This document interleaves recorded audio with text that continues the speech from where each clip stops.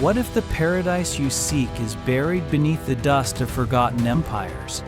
What secrets could a garden hold when it rises not only in beauty but in mystery, whispered across centuries and continents?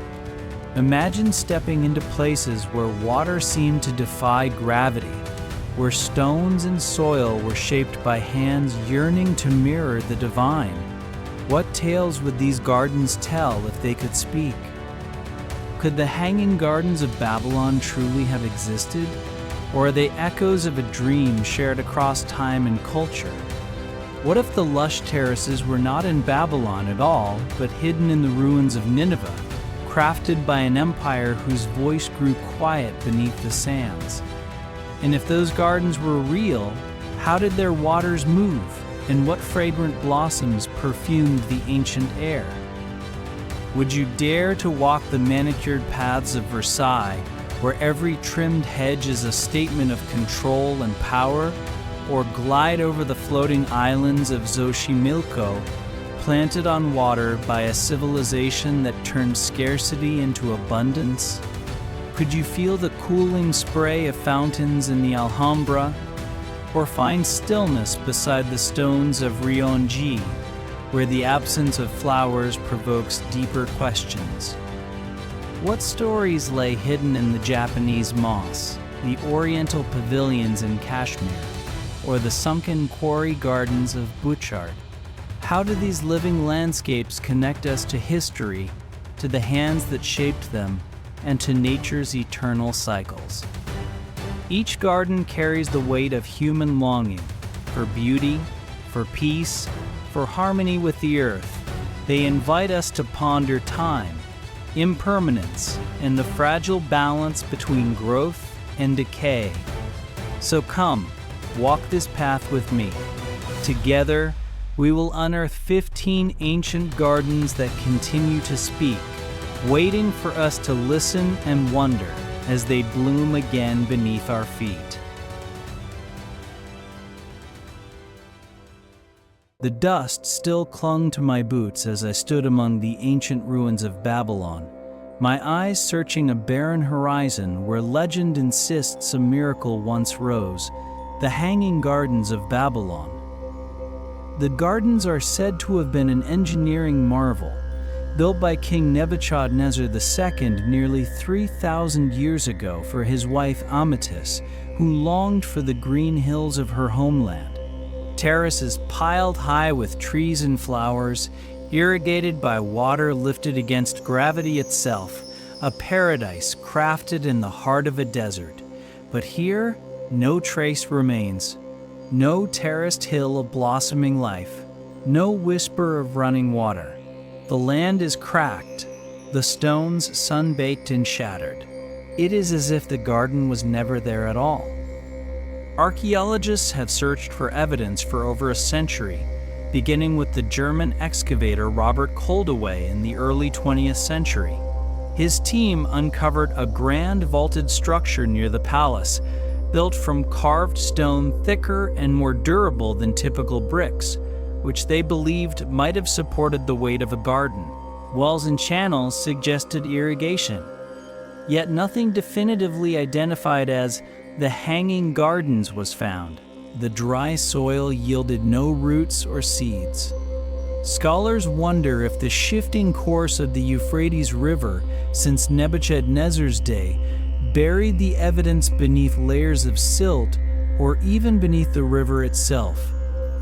Several ancient texts described the gardens in rapturous terms: terraces rising like mountains, groves of exotic trees, vines tumbling over balconies, and sophisticated waterworks that lifted water from the river deep below. The Greek historian Strabo spoke of a screw-like water-raising device, a technology centuries ahead of its time, but the earliest mentions come from much later Babylonian priests and foreign historians, casting more shadows than light on the truth. Why is the garden never mentioned in Nebuchadnezzar's own inscriptions detailing his many grand building projects? Why is there no contemporary Babylonian account from its heyday? An intriguing alternative theory has shifted much recent scholarly attention, that the true Hanging Gardens were not in Babylon at all. Excavations and inscriptions from the Assyrian city of Nineveh to the north reveal a palace garden that closely matches the ancient descriptions. King Sennacherib of Assyria boasted of his great botanical gardens, lush terraces watered by advanced aqueducts, and pumps he engineered to bring mountain water to the arid city. Reliefs found in Nineveh depict tiered gardens resembling Greek descriptions of the Hanging Gardens, with forests planted on layered terraces connected by irrigation channels. This garden was called a wonder for all peoples in royal inscriptions. Perhaps what we call the Hanging Gardens is a palimpsest, a legend layered over different memories, places, and kings. Greek and later historians may have merged stories of Assyrian innovation with Babylonian grandeur, attributing a wonder from one empire to another. This confusion leaves the true location of the gardens uncertain, their physical remains elusive. Standing in the dusty ruins, the garden feels more like a ghost, a promise etched into history yet swallowed by time. Like the plants it describes, the garden thrives now only in our stories and dreams, tempting us with visions of paradise lost. I touched the dry stone and imagined the scent of blooming flowers, the steady rhythm of flowing water, the shade beneath jade-green leaves. But this mystery does not close here. If the great Hanging Gardens elude us in Babylon, what gardens and innovations might we find if we turned north to Nineveh? What secrets did the Assyrians keep beneath their palace terraces? The jungle of recorded history hides many awakenings, many gardens untold. As I left the dusty flatlands, a new path started to reveal itself, and the journey was just beginning. Next, we will step into the ordered chaos of a garden that ruled not by foliage alone, but by design and power itself, the sprawling gardens of Versailles, where every leaf proclaimed the will of a king.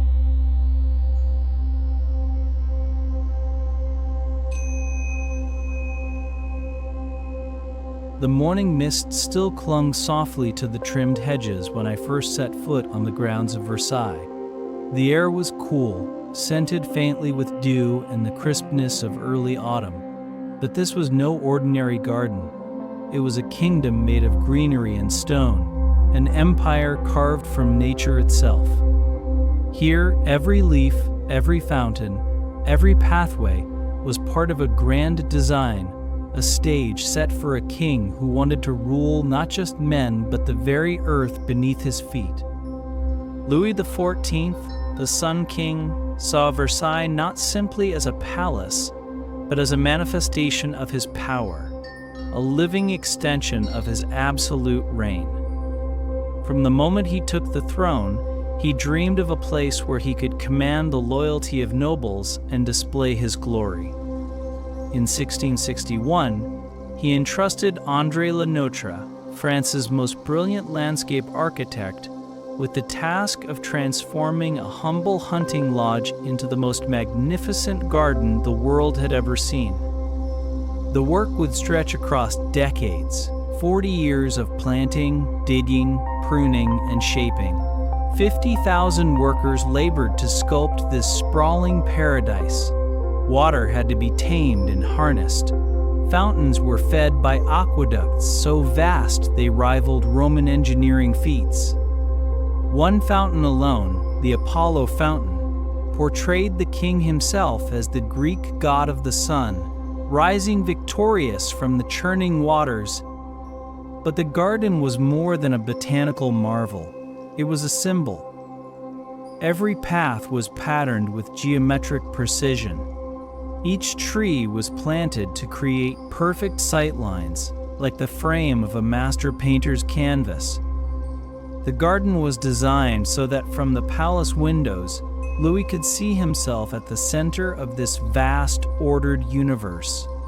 His control over nature mirrored his control over France and its people.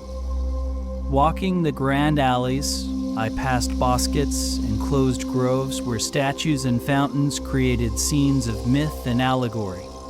The ballroom grove, shaped like an amphitheater, echoed with the sound of an artificial waterfall. The Enceladus fountain depicted a giant buried beneath the earth, struggling to free himself, a terrifying image meant to warn court visitors of the consequences of rebellion. There was a message etched in every leaf and stone here, a message of power, control, and natural order. Yet, beneath the splendor, an uneasy truth brewed. The gardens nearly bankrupted France. The sheer cost of their upkeep weighed heavily on the treasury for decades.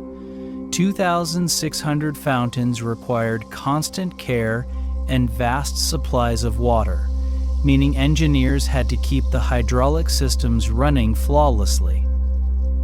Thousands of gardeners trimmed the hedges daily, shaping nature into neat, perfect cages. What appeared effortless was the result of relentless human effort. The court was drawn here like moths to a flame. Nobles who once ruled their lands far from the king found themselves tethered to Versailles, compelled to live by the rhythms set in the garden's shadows. The garden was a political tool, binding the aristocracy through spectacle and surveillance, creating a court that revolved around the Sun King's will. I stood at the edge of the Grand Canal where water shimmered under the rising sun and thought about this remarkable tension, the dazzling beauty built on control and exhaustion, freedom constrained by meticulously clipped greenery. It was like a paradox made real in shrubbery. As I moved farther into the shaded bosquets, I knew this garden was not just about plants or fountains. It was about the story a ruler tells himself and his subjects. The illusion of paradise built on dominance, an eternal performance of power masked by beauty and grace. And so, with the sun climbing higher, my journey from the controlled chaos of Versailles led me onward, toward a new world where gardens floated on water and survival danced with ingenuity. Next, we will drift into the living heart of an ancient lake in Mexico, where the Aztecs crafted their own green islands that thrived through resilience and delicate balance.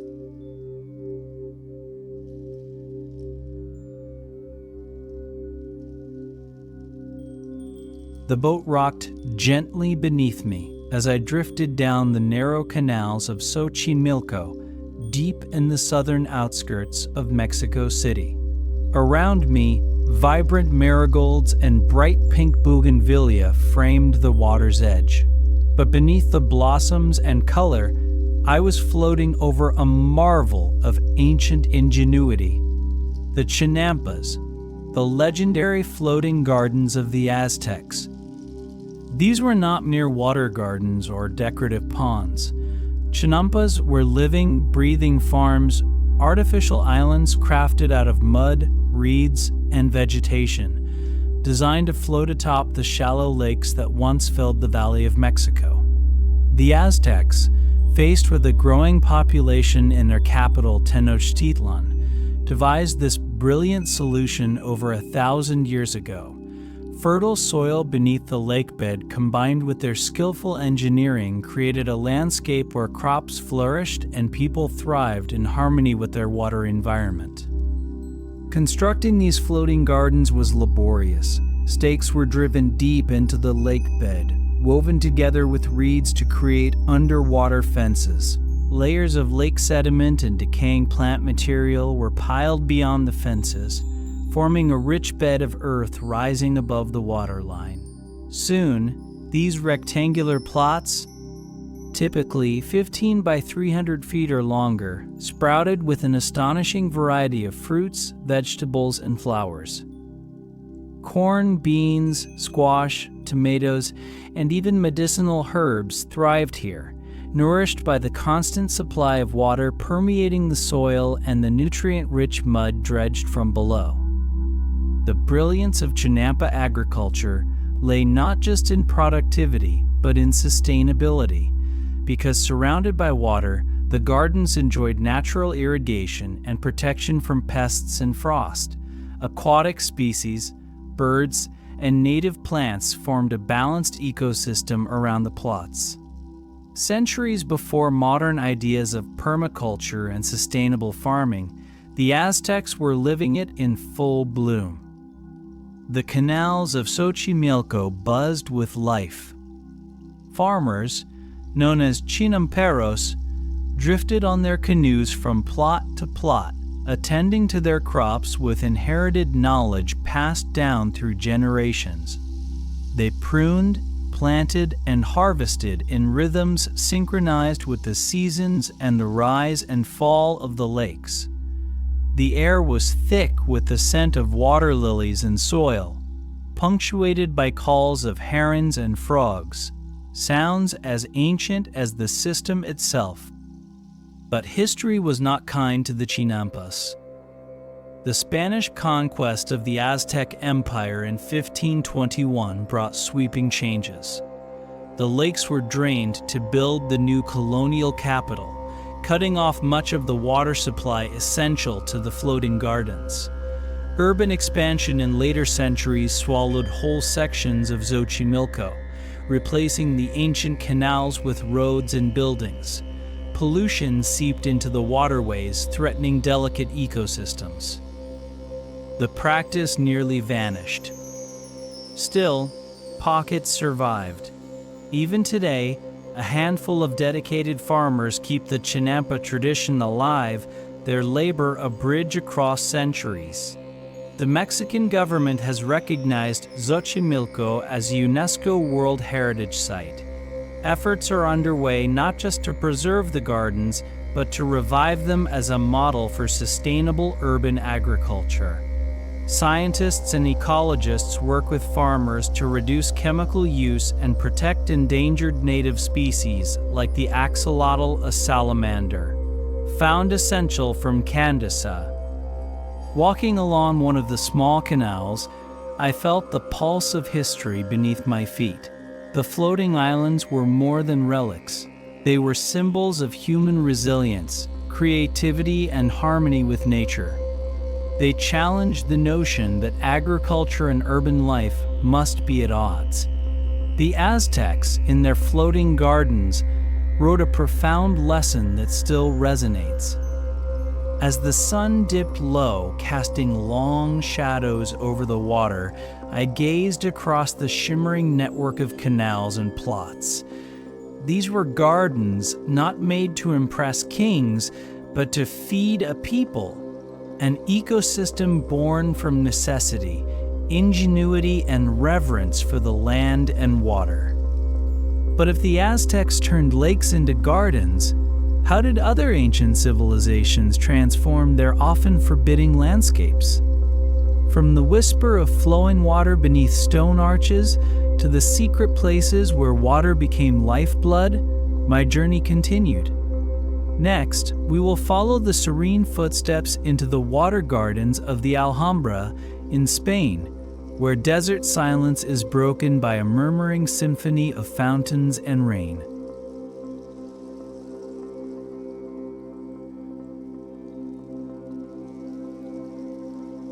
The sound of water reached me before the garden revealed itself, a soft murmur weaving through arches and into the ear like a secret. As I stepped through the towering gates of the Alhambra in Granada, Spain, I realized I was entering a world where water is both life and art, a silent companion to stone and sky. The Nasrid dynasty, the last Muslim rulers of Iberia, built this palace complex between the 13th and 15th centuries. At its heart were not just grand halls and intricate mosaics, but gardens that transformed the harshness of the surrounding land into paradise. The Alhambra Gardens are a masterpiece of Moorish design, a marriage of geometry, symbolism, and engineering. Islamic gardens follow a sacred blueprint called the four-part or chahar bag layout, inspired by Persian traditions. The garden is divided into quadrants by water channels, representing the rivers of paradise flowing through earth and time. But here at the Alhambra, the design goes deeper. Water flows gently through marble canals carved with delicate arabesques. It spills into reflective pools that mirror the sky above and the delicate arches around them. Walking along these channels, you feel the garden's pulse, an eternal song of life, both tranquil and unstoppable. The choice of plants was deliberate and meaningful. Myrtle hedges create borders, their deep green softening the harder lines of stone. Citrus trees incense the air with their blossoms, promising both sweetness and purity.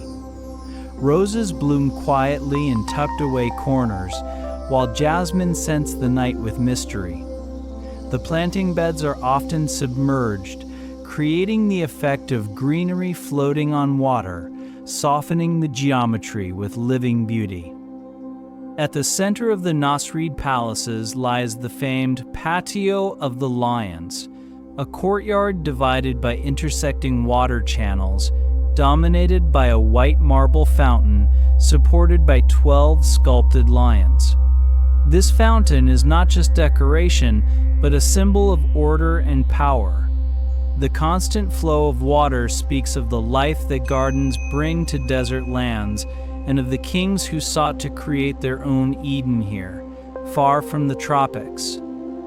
But this water was a precious resource, painstakingly brought up from distant rivers and managed with intricate hydraulic engineering. The Moors perfected aqueducts, water wheels, and cisterns to sustain these gardens. Even more remarkable is the sound design. Water is arranged to create an immersive atmosphere of trickling, splashing, and cascading that calms the senses and invites meditation. It is said that the sound was composed almost like music, a symphony celebrating paradise on earth.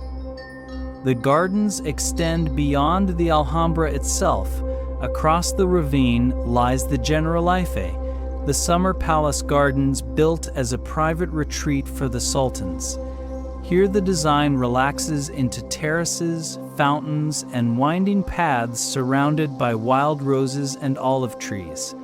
The patios are shaded and cooled by arches dripping with water. This was a place where rulers sought solace, a secret escape from the demands of governance and war. But these gardens also tell a story of endurance. The Alhambra has survived conquest, centuries of neglect, and the scars of history. Its walls are worn but still radiant with intricate stuccos and calligraphy that blend architecture and nature seamlessly. The gardens, too, have been restored to capture the essence of their original beauty, reminding us that paradise is not a place, but a vision preserved through memory and care. I stood beside a gentle cascade, watching the sunlight fragment into rainbows over the marble. The garden was a metaphor, an oasis of peace built amid conflict and change. The water, stone, and plants whisper stories of faith, knowledge, and the human desire to shape the wild world into something transcendent. From these intimate waters and shaded courtyards, my journey traced a path to a place where the ruler's role was to mediate between heaven and earth.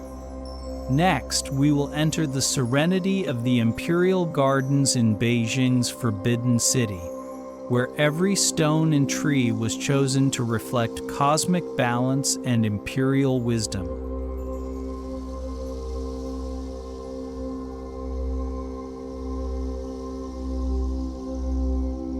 I wandered through the Imperial Gardens deep within Beijing's Forbidden City, a space of quiet that felt worlds away from the sprawling palace halls and clamorous courtyards beyond.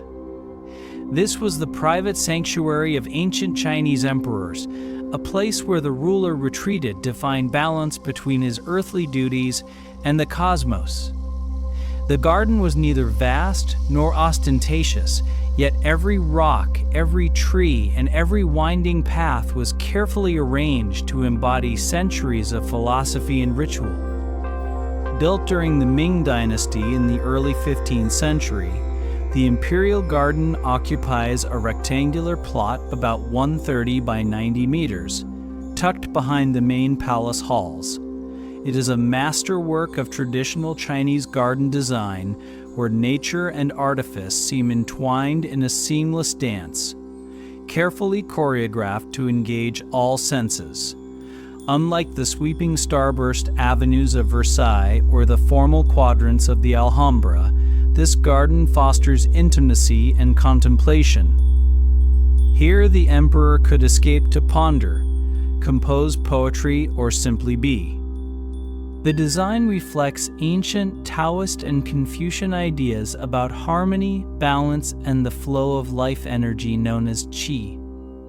The garden is divided by winding paths and courtyards that guide visitors gently from open spaces to secluded retreats.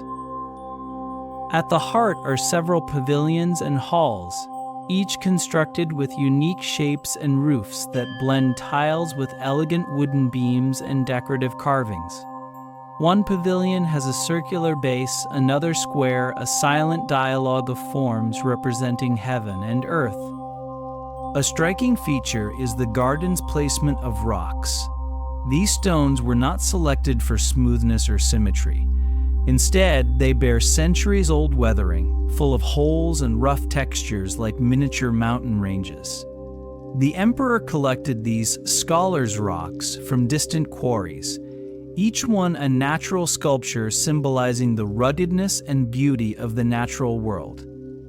Placed just so, they evoke distant landscapes and inspire reflection on the impermanence of human efforts compared to nature's vastness. Trees and plants are also rich with symbolism. Cypress trees suggest longevity, resilient through winter storms. Bamboo symbolizes strength, bending but never breaking. Lotus flowers rise pure and fragrant from muddy waters, offering a lesson in purity amid chaos. In the autumn, maples flame scarlet, reminding the observer of the cycle of life and death and renewal. Water is essential here, though subtle. Small ponds, winding streams, and rockery trickles are woven throughout the garden, reflecting sky and architecture. The slow, gentle movement of water contrasts with the stillness of stone and wood, creating a peaceful rhythm. Arcades and bridges invite movement across the water, composing scenes that change with each step and angle. The garden's pavilions served as places for the emperor and his family to gather, away from court intrigue. They were venues for tea ceremonies, scholarly discussions, and quiet writing. The voices of emperors such as Kangxi and Qianlong, who composed poems praising this garden's beauty, still seem to echo amongst these walls. Beyond beauty and retreat, the garden also held deeper significance. It embodied the emperor's role as the mediator between heaven and earth. The garden's arrangement mirrored cosmological principles and conveyed the emperor's duty to maintain harmony in all things. Every element, from the placement of stones to the flow of water, was designed to align with principles of balance and order. Despite centuries of turmoil, fires, and invasion, the Imperial Garden remains a living testament to Chinese cultural values and imperial aesthetics. It speaks to a reverence for nature as a teacher and a source of spiritual renewal, reminding us that power need not always be expressed in grandeur, it can also be found in quiet harmony. As I walked the paths beside the softly rippling ponds, I felt a deep calm settle over me. This garden was not merely a retreat, it was a lesson in patience, balance, and the pursuit of wisdom that echoed across centuries. From this serene retreat, my journey would soon carry me back west to the rugged ruins of Mesopotamia. Awaiting me there was a revelation that could rewrite this ancient tale. The true Hanging Gardens, long thought lost, might have been hiding in plain sight all along.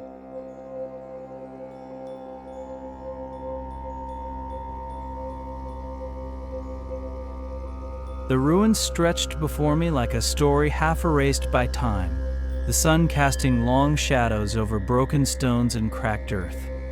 I stood in Nineveh, the ancient Assyrian capital, where recent research had begun to rewrite one of history's most enduring mysteries, the true location of the Hanging Gardens. For centuries, these legendary terraces of lush greenery rising like mountains in the desert had been attributed to Babylon, built by King Nebuchadnezzar II for his beloved queen. But evidence to support this has always been elusive. No solid archaeological proof has emerged from the dusty corridors of Babylon itself. Instead, an astonishing alternative has taken shape. The gardens, it seems, were not Babylonian at all. They were Assyrian, crafted under King Sennacherib, who ruled from 704 to 681 before the Common Era. His inscriptions boast of magnificent gardens, irrigated by an engineering marvel that pulled water from distant mountains through aqueducts and pumps long before such technologies were known to the Greeks.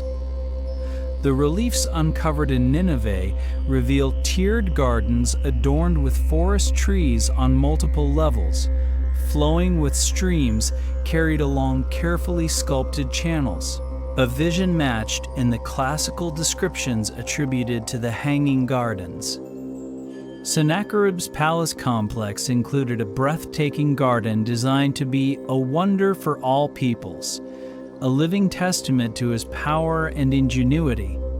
The king claimed innovations in irrigation, including what may have been an early version of the water screw, a device centuries ahead of its time. The water lifted against gravity-nourished terraces planted with exotic aromatic plants, creating a lush oasis in the drylands where the Assyrians made their home. This garden was more than beauty.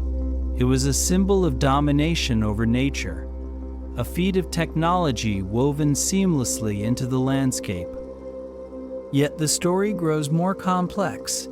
The Greek term for hanging gardens does not mean they were suspended in midair.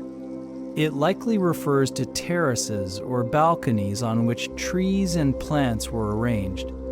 Some scholars suggest a misreading by later historians who conflated different gardens across Mesopotamia, or even romanticized the idea of a floating paradise. What complicates matters is that while Babylon was the more famous city, many foundational texts mentioning the gardens originate from much later periods and do not align with earlier Babylonian records. Nebuchadnezzar's own inscriptions celebrate his many grand constructions but make no mention of such gardens.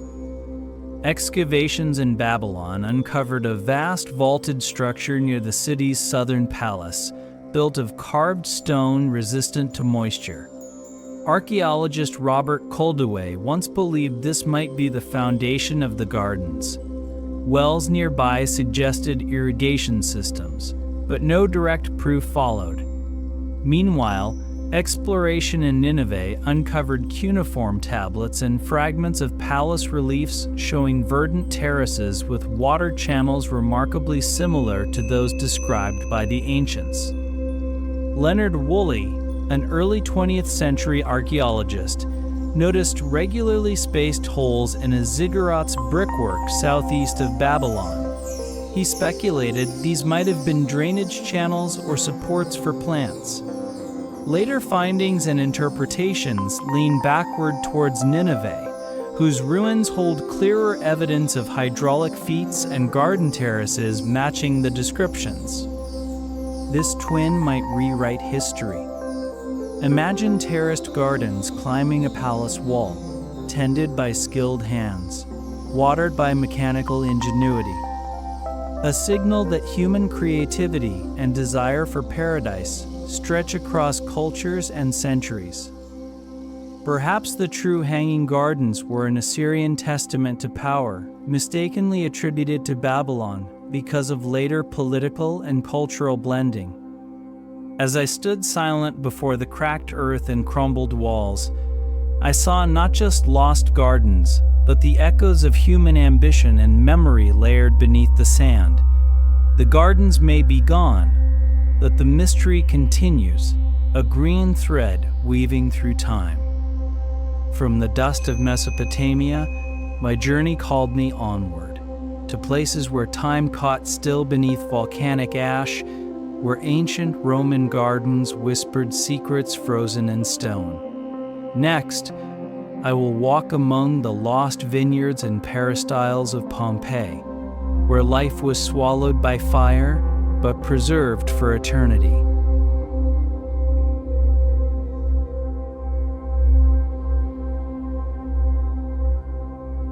The ash was still warm beneath my feet as I stepped into the gardens of Pompeii, a city frozen in time beneath the shadow of Mount Vesuvius. When the volcano erupted in 79 CE, it buried the bustling Roman town under layers of ash and rock. In this catastrophe, life came to a halt, but beneath the debris, gardens, silent witnesses to daily rituals and lavish leisure, were preserved like botanical fossils waiting to be rediscovered. Pompeii was a city of contrasts. Wealthy households boasted lush peristyles, colonnaded courtyards where nature entered the home's heart. Here, amid statues, fountains, and frescoes, gardens served not just as decoration, but as living spaces of devotion and delight. Botany merged with artistry in an intimate handshake of soil and sculpture. In the 50s, the pioneering botanist Wilhelmina Jastrzębski revolutionized our understanding by identifying pollen, seeds, and root fossils buried in the volcanic ash. Her painstaking study revealed a mosaic of plants, roses, violets, olive trees, cherry trees, and vines, offering a floral portrait of a city where gardens were interwoven with daily life and commerce. Archaeologists uncovered flower beds where fragrant roses once bloomed and holes that once held trellises. One celebrated site is the Garden of Hercules, named after a statue of the legendary hero found here. Archaeologists revealed remains of ancient irrigation systems, hand-carved channels that flowed from outside the garden, allowing water to nourish plants without the gardeners needing to enter the space. Large clay pots strategically positioned in the soil acted as reservoirs, conserving water in the city's hot Mediterranean climate. The garden was both practical and beautiful. It contained shrines, possibly dedicated to water or fertility deities, and quiet alcoves shaded by trees where people likely broke bread and exchanged conversation. Fragments of pottery and perfume bottles point to the garden's role in producing fragrant oils and ointments, hinting at an ancient fragrance industry that blended flora with economy.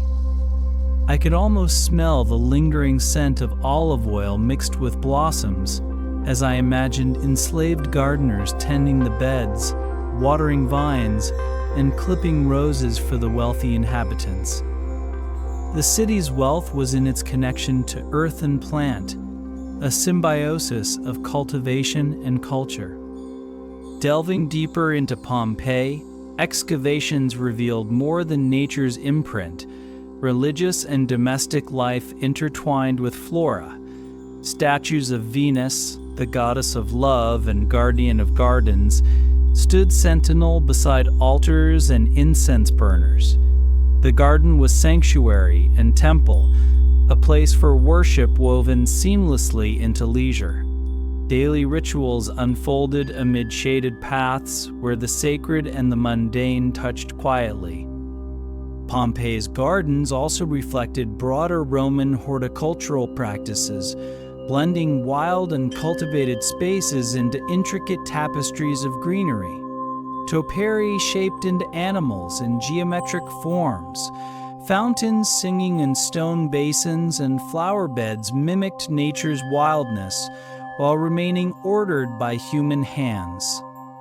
Garden paintings on villa walls offered visions of faraway forests and mythical groves, extending the sense of escape beyond the city's walls. As I walked the ancient paths, my eyes traced the patterns pressed into the soil, the voids where roots once thrived, and the channels that carried vital water through the gardens. The eruption of Vesuvius was a violent pause, but it preserved a moment in time when life blossomed on every terrace and courtyard. These gardens were not just living spaces, but stories in themselves, narrating Pompeii's rich mixture of nature, art, belief, and survival. From this city-turned fossil, I set my sights once more on the east. My journey would soon enter the majestic Mughal gardens of Kashmir, where water and stone rise together in a whispered dialogue of paradise, designed by emperors who sought heaven on earth.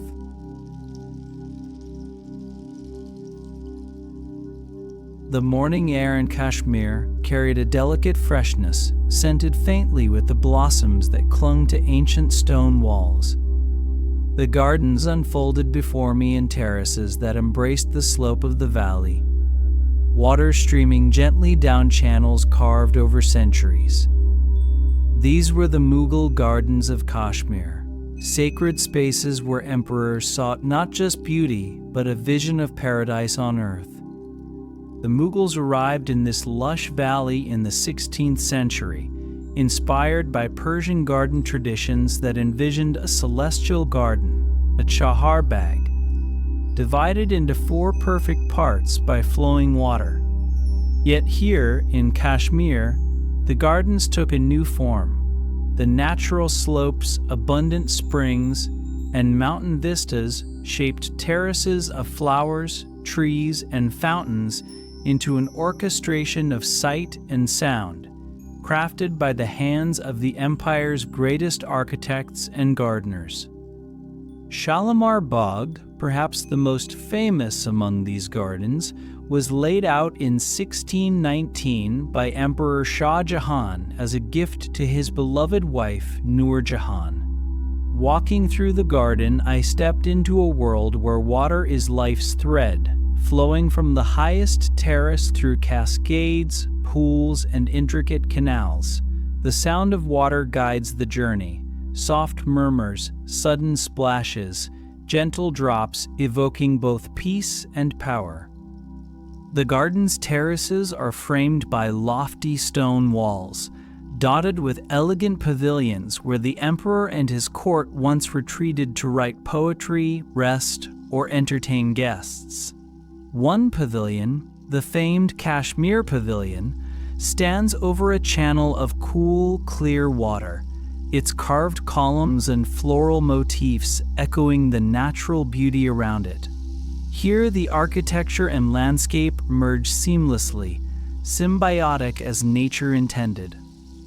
Flora in Shalimar and its neighboring gardens, the Nishat Bagh and Chashme-Shahi, are thoughtfully chosen.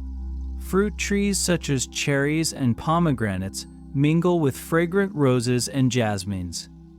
Cypress trees reach skyward, symbols of endurance and steadfastness. The gardens embody spiritual symbolism as much as physical beauty, embodying the Mughal philosophy of harmony between human craftsmanship and the natural world. The Mughal skill is evident not only in aesthetics but in engineering.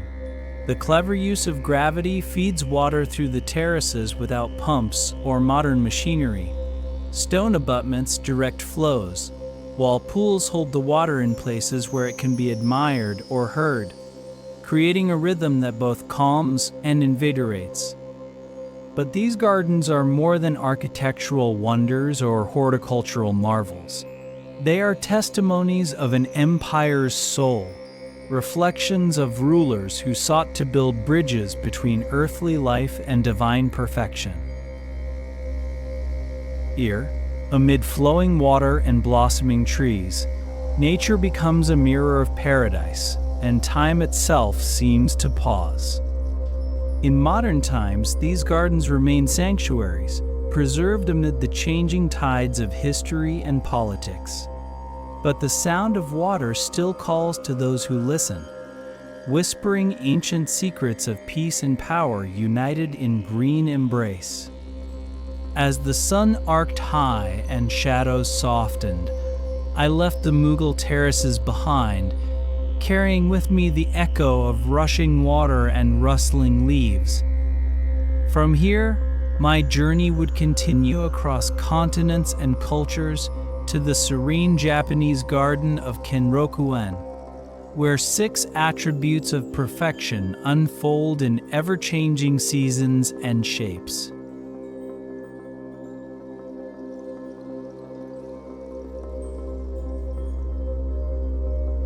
A gentle breeze brushed through the leaves as I stepped into the famous Kenroku-en garden, nestled in the heart of Kanazawa, Japan. This sprawling garden, covering more than 25 acres, is revered as one of the 3 great gardens of Japan. But Kenroku-en is not simply a garden. It is a masterpiece born of centuries of care, design, and profound philosophy.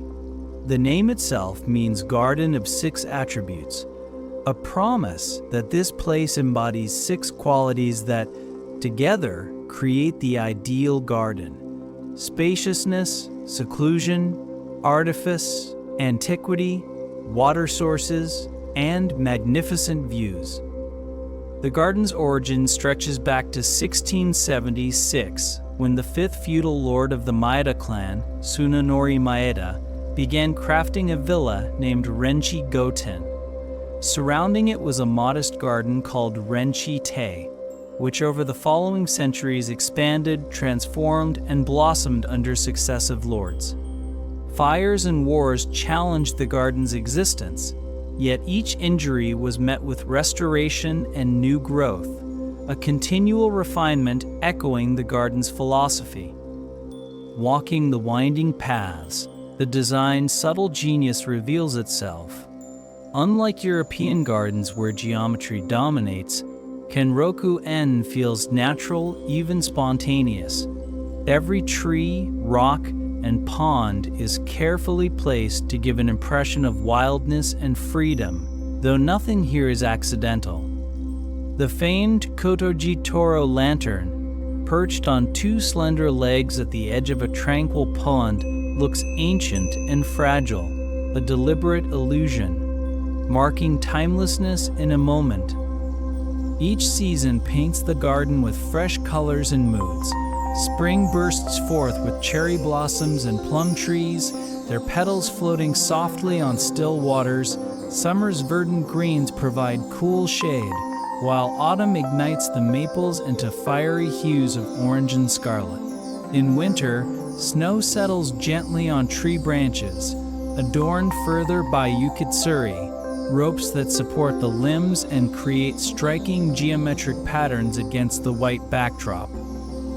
Water is the lifeblood of Kenroku-en. The garden boasts the oldest functioning fountain in Japan, powered purely by natural water pressure, a testament to ingenious hydraulic design.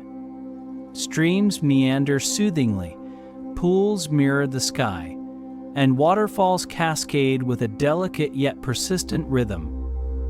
These elements create a sensory experience that calms the mind and invites contemplation. The garden is dotted with historic tea houses, like the Yugao Te, built in 1674, where visitors can partake in traditional tea ceremonies, absorbing the serene beauty while sipping fragrant green tea. These spaces offer pause, a point where nature and culture converse in whispered harmony. Scattered throughout are scholars' rocks, natural sculptures prized for their shape, texture, and the way they suggest mountains and timeless landscapes in miniature. These stones evoke a connection to the larger natural world beyond the garden's bounds, bridging human creativity and the earth's raw beauty. What struck me most is the garden's embrace of imperfection and impermanence. The paths unfold gradually. You never see everything at once. The play of light and shadow, the shifting views, and the harmony of elements invite endless discovery. Kenroku-en is not a static picture, but a living poem, written through water and stone, tree and breeze, changing with the hours and seasons. Kenroku-en tells a story not only of aesthetic mastery, but of cultural values, patience, humility, and the pursuit of balance. It is a reminder that beauty lies not in control, but in a delicate negotiation with nature. Leaving Kenroku-en, the cool evening air carried the scent of pine and moss. My path now led me to a place where humanity transformed barren stone pits into lush paradises. Next, we will descend into the sunken gardens of Butchart, where destruction gave birth to beauty in the cradle of an old limestone quarry.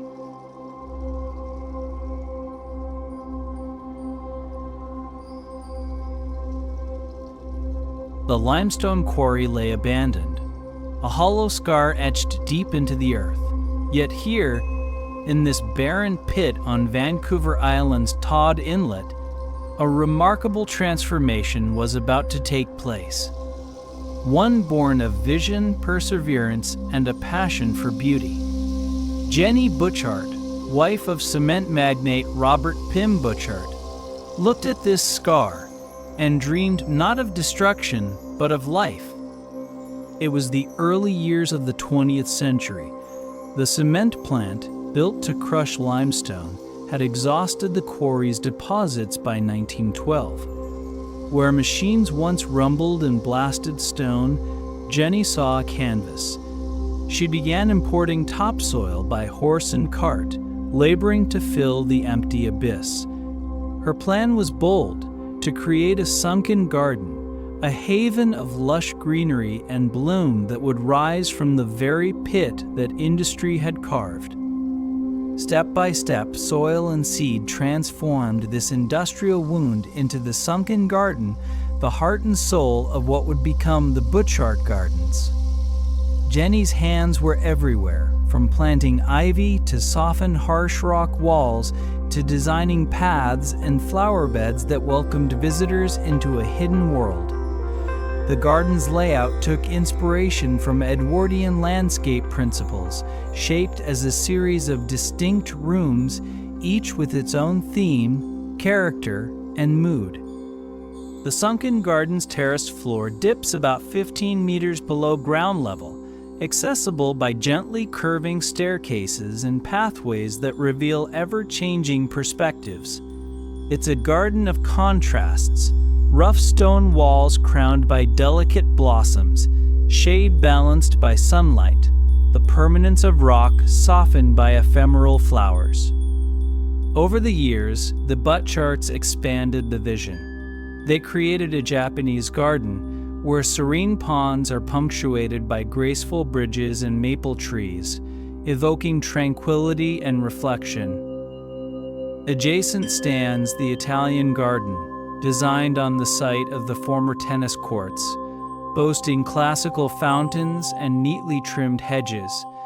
And then there is the rose garden, awash with color and fragrance, an explosion of petals where the scent of countless blooms fills the air with a heady perfume.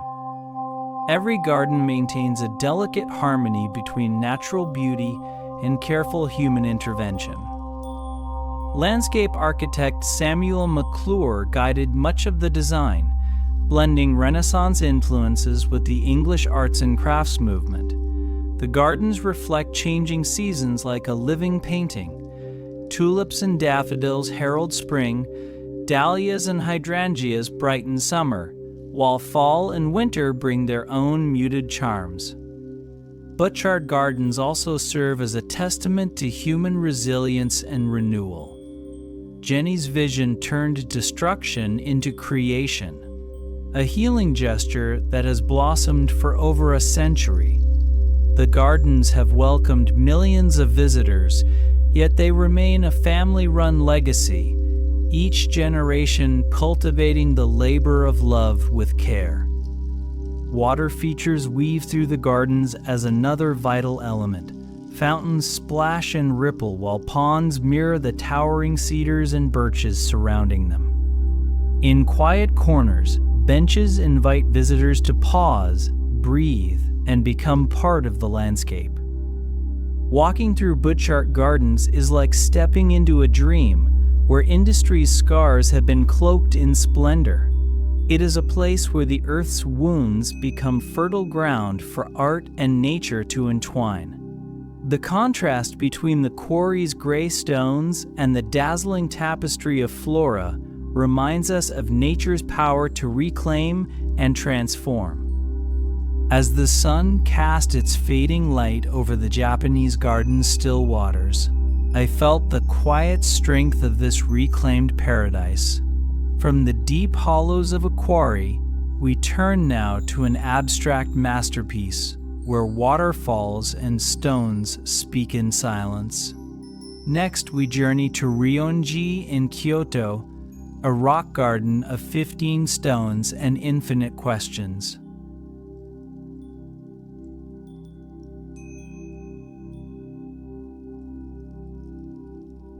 I sat quietly before the famous rock garden at Ryoan-ji Temple in Kyoto, a space that seems less like a garden and more like an unfolding mystery shaped from stone and silence. The garden measures roughly 30 meters from east to west and 10 meters from north to south. It is one of the world's most revered examples of kare sansui, or dry landscape, a meditation on space, balance, and the interplay of presence and absence. 15 stones of varying shapes and sizes rest on a bed of carefully raked white gravel. The gravel is sculpted into subtle ripples, mimicking the gentle movement of water, while the stones emerge as islands or mountains in an abstract sea. But here is the garden's elusive secret. From any single vantage point, a visitor can see only 14 of the 15 stones at once. One remains hidden, always out of sight depending on where you stand. To glimpse all 15 stones simultaneously requires a view from a specific, now inaccessible spot. It is a lesson in imperfection, perception, and the fragile nature of completeness. The number 15 is significant in Eastern cultures, symbolizing perfection and fulfillment. Yet the garden's layout resists finality, embodying an ancient wisdom that things begin to decay as soon as they are completed. The stone's intentional arrangement invites viewers to reflect on their own limitations and the impossibility of seeing the whole truth from a single perspective. The garden's creator remains a subject of debate and mystery. Many scholars credit Hosokawa Katsumoto, a powerful 15th century daimyo, or his son Masamoto Hosokawa, who initiated restorations in the late 15th century. Others argue the renowned landscape artist and Zen monk Soami contributed to its design. Yet no definitive records define who crafted this serene landscape or what precisely inspired its form.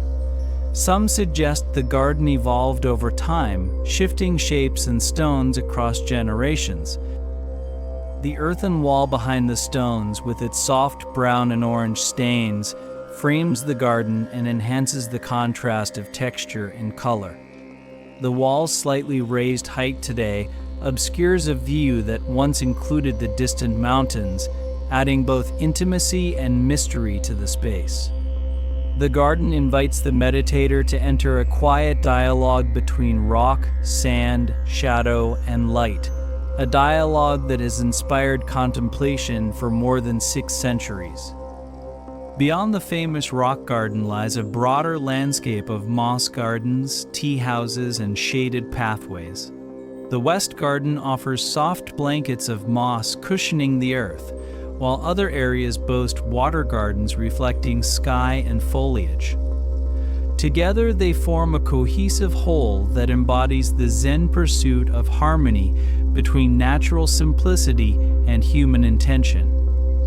Every visitor's gaze naturally moves across the stones, tracing invisible lines from one rock to the next, searching for hidden patterns and meaning. This rhythmic exploration creates a meditative experience, echoing Zen philosophy where emptiness and stillness hold profound significance. The garden's minimalist beauty transcends time and culture.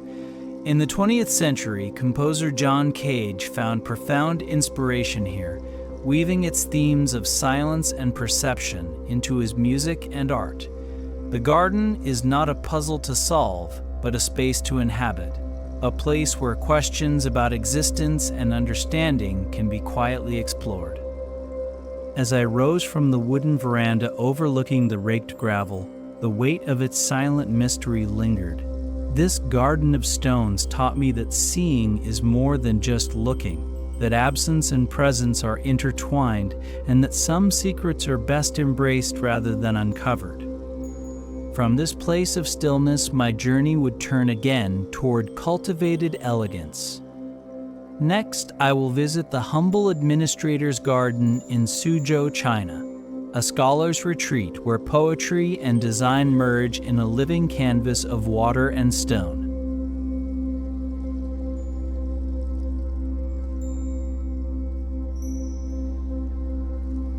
I stepped through the ancient gates into the humble administrator's garden, nestled in the historic city of Suzhou, China. Spanning over 5 hectares, it is the largest and most famous of Suzhou's classical gardens, which together are recognized as a UNESCO World Heritage Site. This garden is a living poem painted with water, stone, and life, an exquisite representation of Chinese garden design at its most profound. Created in 1509 during the Ming Dynasty by Wang Shenchen, a retired government official, the garden was meant to be a retreat from political life, a haven where nature and art could heal the soul. Wang sought a simple philosophy in the garden's name, inspired by an essay that spoke of cultivating one's own garden and selling vegetables as the policy of a humble man. It was a garden meant for contemplation and quiet joy, a perfect escape from worldly ambition. The garden unfolds in 3 distinct parts: the Eastern Garden, the Central Garden, and the Western Garden, each showcasing different characteristics that together form a harmonious whole. At the heart of the garden lies a vast rectangular lake in the eastern section, covering about 1/5 of the total area. A crescent-shaped island floats in this lake, crowned by the faraway-looking pavilion, from which visitors once gazed across glimmering waters to distant hills. Water here is the lifeline, connecting pathways and reflections, shaping vistas that change as the light shifts through the day. Surrounding the water are delicate pavilions, bridges, and halls, each with poetic names that invite visitors to pause and inhabit their meanings. The Hall of Drifting Fragrance, the Pavilion for listening to the sound of rain, and the Peony Pavilion among them. These names echo the garden's embrace of the senses and seasons, inviting a deep communion with natural rhythms. Winding paths lead into the central garden, the core of this retreat. This area features ponds surrounded by lush trees, artificial mountains sculpted with care, and serene courtyards where scholars once gathered for poetry and conversation. Here, water covers almost a third of the ground, embracing the buildings scattered around like floating jewels. The balance of trees, rocks, and watercraft scenes that feel both spontaneous and intensely cultivated, blending the wildness of nature with human artistry.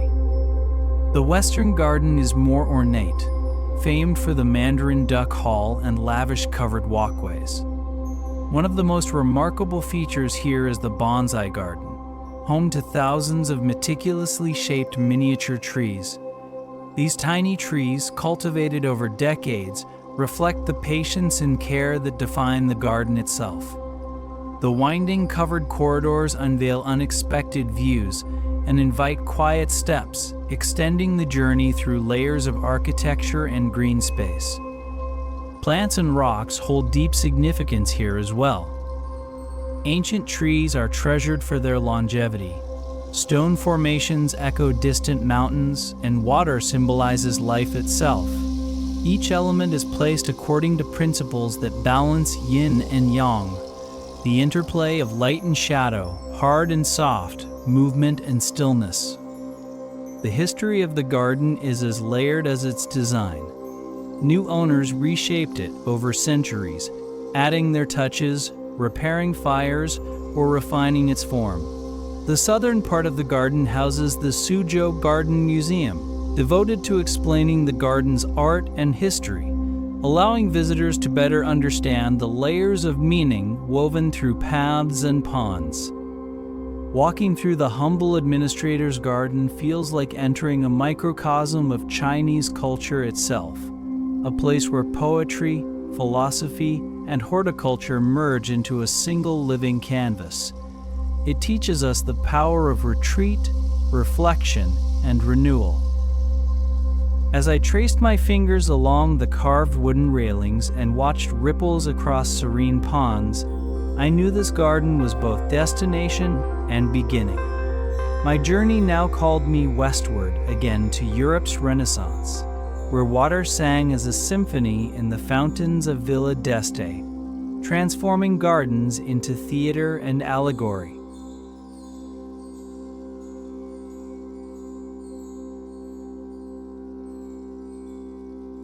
The sun was rising on the hills of Tivoli as I approached the Villa d'Este, a marvel of the Renaissance that rises like a dream from the Italian countryside just beyond Rome.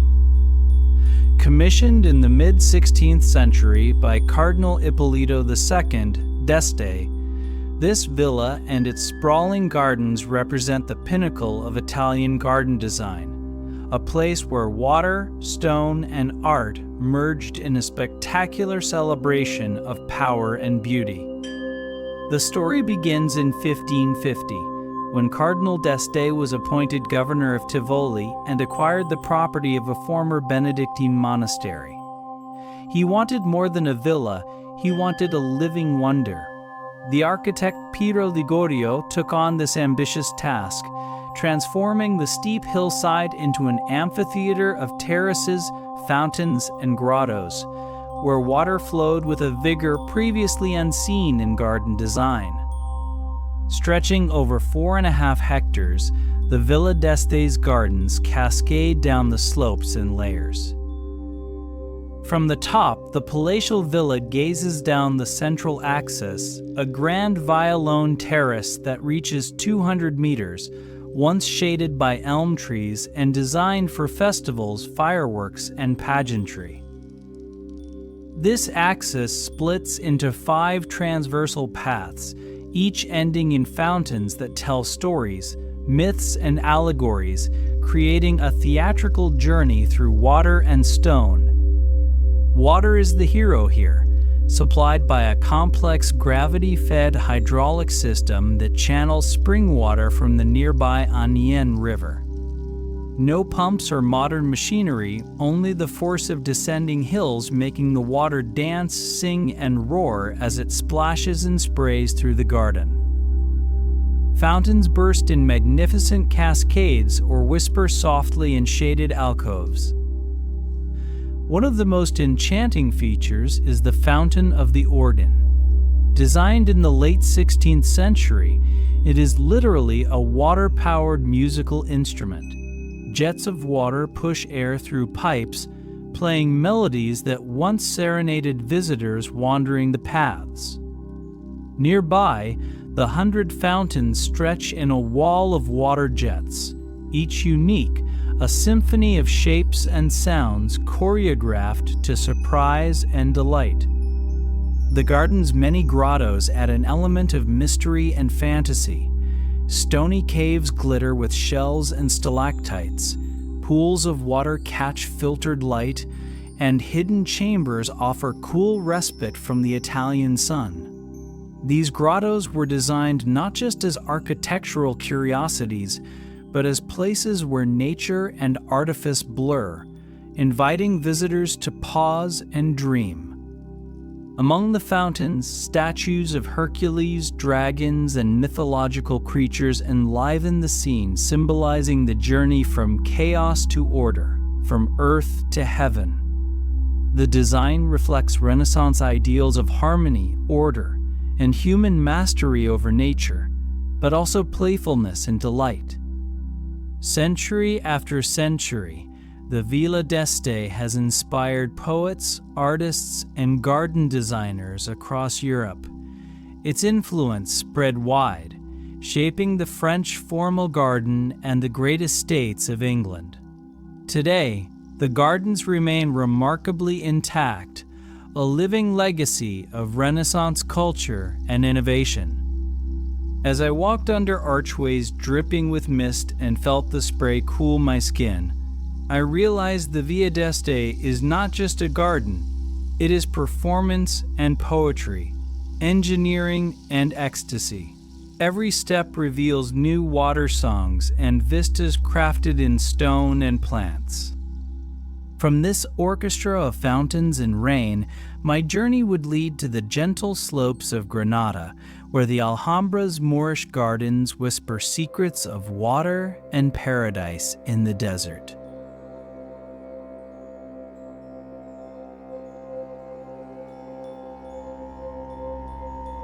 The sun cast a warm glow over the slopes of Cerro del Sol as I arrived at the Generalife Gardens, the legendary retreat of the Nasrid Sultans who ruled Granada in the twilight of Moorish Spain. Perched just east and slightly above the towering Alhambra fortress, the Generalife is a sanctuary of peace, a garden designed both for pleasure and solace. Its name, often translated as the Garden of the Architect, hints at divine craftsmanship, a place where art, nature, and faith intertwine. Built in the 13th century, the Generalife served as a summer palace and country estate, offering respite from the political rigors of the Alhambra. The garden stretches across terraced levels that adapt gracefully to the hillside, opening up breathtaking views over the city and the rivers Genil and Darro below. The gentle murmur of flowing water shapes the atmosphere here, a lifeblood sustained by an ingenious irrigation system that channels spring water from the surrounding Sierra Nevada. At the heart of the gardens lies the Patio de la Acequia, the court of the water channel. This long rectangular courtyard is framed by porticoed pavilions whose glazed tile roofs reflect the sunlight. A narrow water channel runs through its center, flanked by beds of fragrant roses, aromatic jasmine, and lush greenery. The water flows serenely, creating rhythmic splashes and whispers that soothe and enchant. The entire design reflects an Islamic paradise grounded in sacred geometry and symbolism from the Quran, expressing harmony and divine order. The garden's planting is as purposeful as its architecture. Citrus trees offer bursts of sweet fragrance, while towering cypress and olive trees provide shade and timelessness.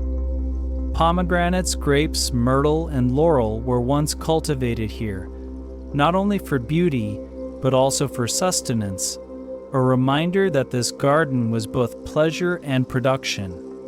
Ornamental and practical merged, reflecting Moorish ideals of balance between enjoyment and duty. Wandering farther, I found quiet terraces where wild roses drooped over low walls, and citrus blossoms perfumed the air. The gentle slope leads to hidden paths in secluded spots, where sultans might have sought private moments or held delicate councils, far from the grand stages of the Alhambra. Legend has it that the sultan's wives walked here in secret, aided by stairways where water flowed down the handrails, a constant connection to the garden's elemental heart. What sets the Generalife apart is its seamless blend of architectural elegance and natural beauty. Stone fountains ripple into shallow pools, shaded arcades invite gentle repose, and every pathway is a journey through light, shadow, scent, and sound. The garden encapsulates a medieval utopia where water ensures life and spirit flows freely, weaving through earth, stone, and air.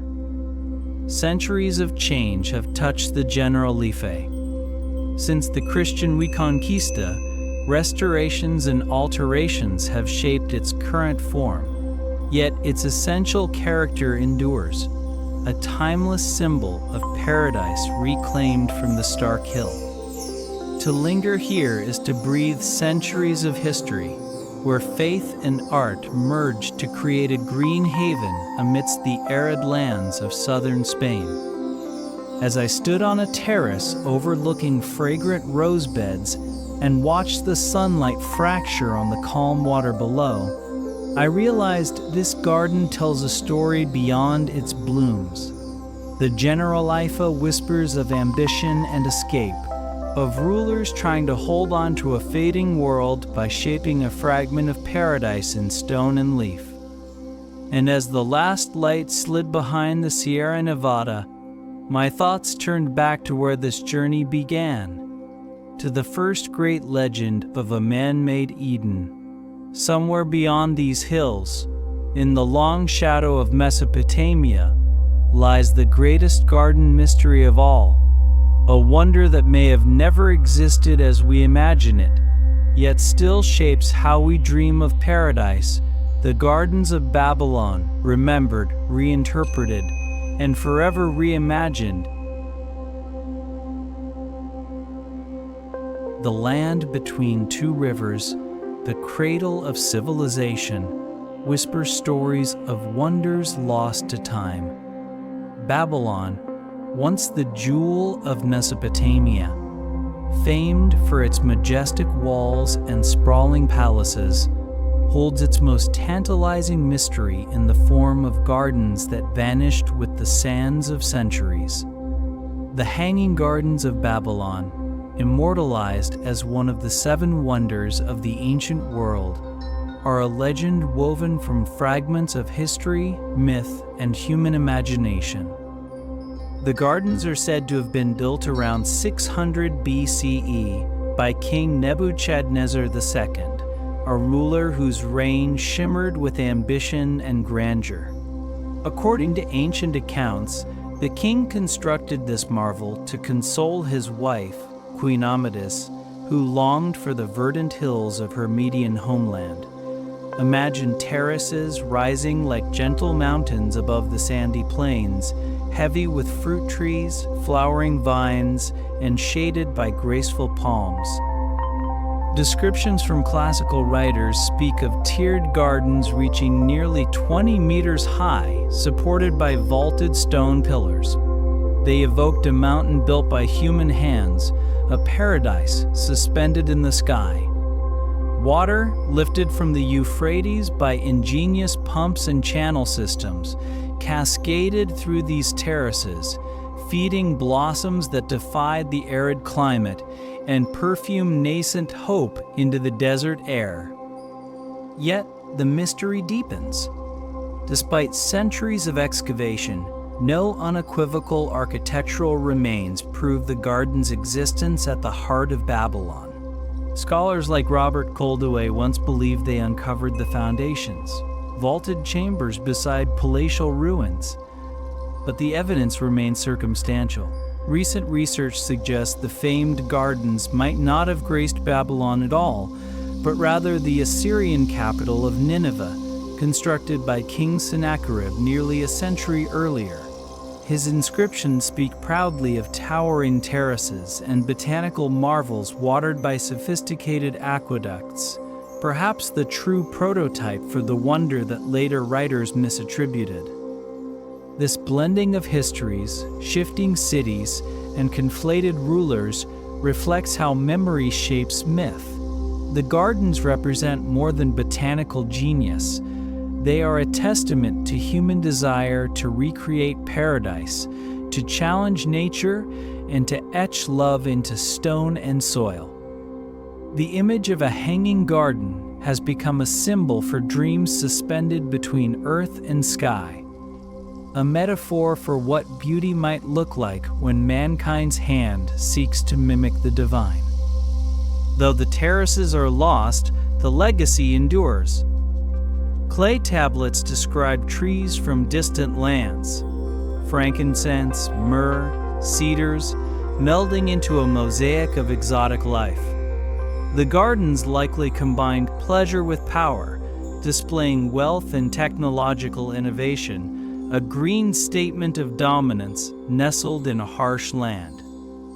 Standing amid the ruins of ancient Babylon as the sun sinks low, I wonder about the gardeners who once tended these heights. Did they hear the laughter of queens? Did they watch the Euphrates flow, reverie mingling with labor? The gardens may be gone, swallowed by time and forgotten rivers, but they remain vivid in human imagination, a poignant reminder that history is both foundation and fable. As night darkens the desert, the journey of these forgotten gardens turns inward. The story does not end with vanished wonders, but continues with the enduring human quest to plant, nurture, and remember. The ancient world's echoes ripple through the soil and stone of all the gardens we have explored, each a chapter in a timeless tale. With this final mystery behind me, I pause to reflect. The journey of the explorer has traced roots through earth and memory, uncovering places where beauty and power, nature and human hands converge. Stories whispered by dust and water, inviting us to listen evermore.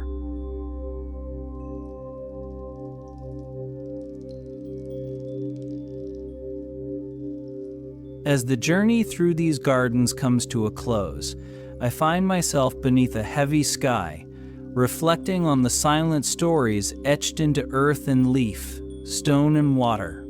Each garden was a world unto itself, a place where time folded inward, and the human spirit touched the pulse of nature's eternal rhythm. Together, these gardens form a mosaic of dreams and desires, where civilizations attempted to hold paradise close enough to touch.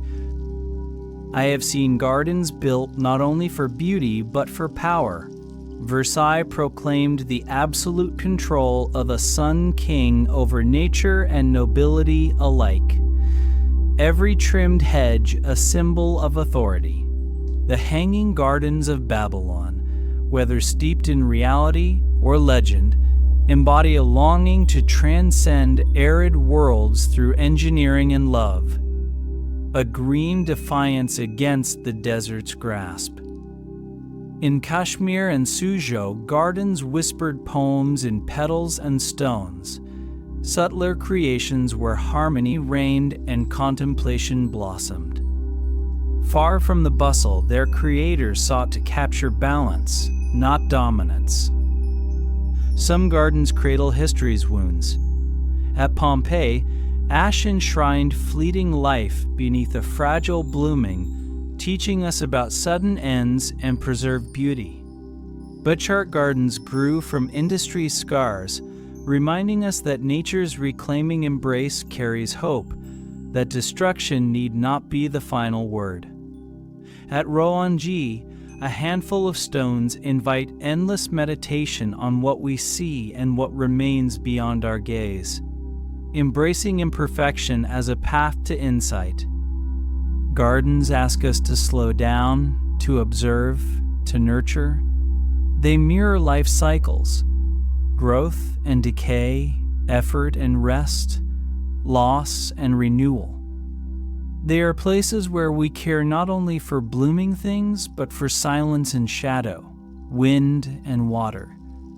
The labor poured into each garden echoes our larger love and loss, for the earth, for each other, and for moments of peace in a restless world. But above all, gardens are stories left in soil and stone, narratives of human longing, resilience, and the enduring conversation between humanity and nature. They speak of how we try to impose order on chaos, and how we learn, in the quiet spaces between, that true mastery requires humility. This expedition has not uncovered answers, but has stoked deeper questions. What does it mean to create and to preserve beauty amid impermanence? How do we relate to nature when the boundary between wild and tame blurs? And how do our gardens, ancient and modern, reflect our hopes, fears, and the endless desire to belong? There is something sacred in this dialogue, a whispered invitation to remember that history does not whisper, it waits. As I close my journal beneath the stars and listen to the rustle of unseen leaves, I am certain the journey is not over. The past blooms quietly beneath the dust, waiting for new footsteps to stir the earth, new hands to shape the story. And so, beneath these night skies, I remain an explorer still, tracing the green threads that bind us to the earth and to each other, ready to seek the gardens yet undiscovered.